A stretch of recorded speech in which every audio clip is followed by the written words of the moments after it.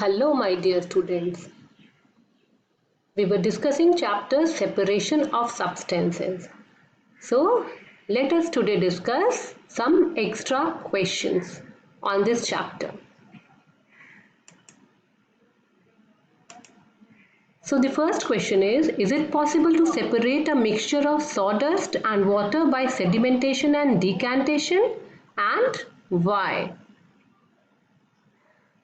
And the answer is sedimentation and decantation cannot be used to separate sawdust from water because sawdust is lighter than water or not heavier than water.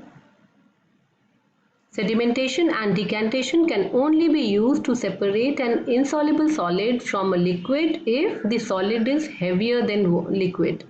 When the solid settles down, then only decantation can be used. Now the next question. What should be the size of hole of a sieve to be used to separate sand and rice seeds? So the answer is to separate sand from rice seeds, the hole in the sieve must be larger than the sand particles and smaller than the rice seeds so that sand particles can easily pass through the sieve, leaving behind the rice seeds. Now, while talking about a saturated solution, we always specify the temperature. Why is the temperature specified?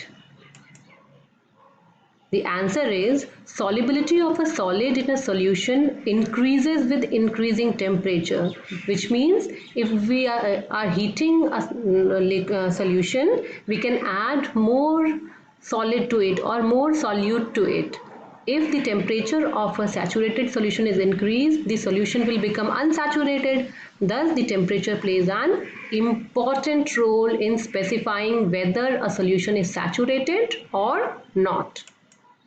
Now, how will you separate a mixture of grass, pebbles and sand?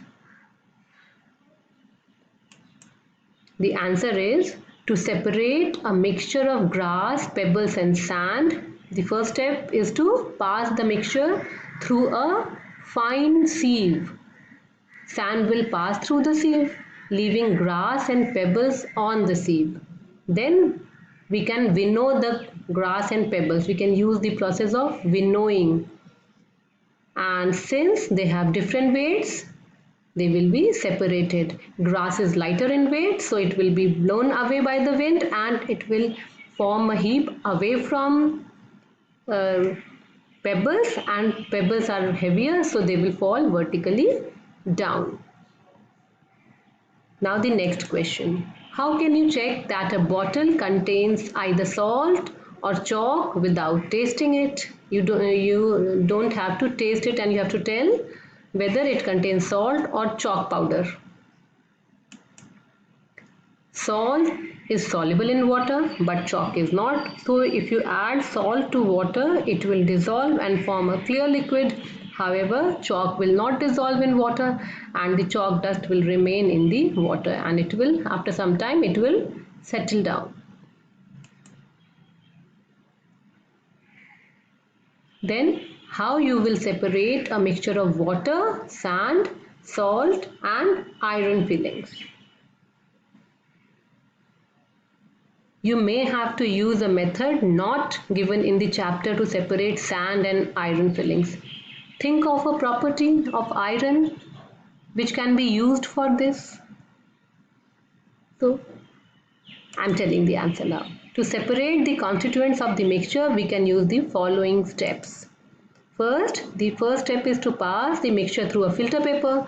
This will separate out a mixture of sand and iron fillings from the salt solution.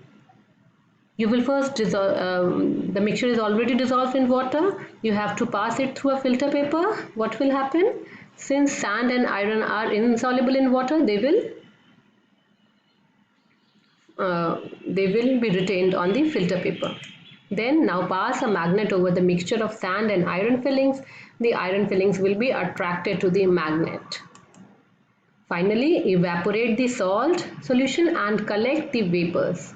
Condense the vapors to get water while salt will be left behind. So these were some extra questions which I wanted to discuss with you all. I hope you all have enjoyed and understood the answers. If not, you all can ask me. Or if you have any other doubt, you can clarify it also. Thank you so much, students.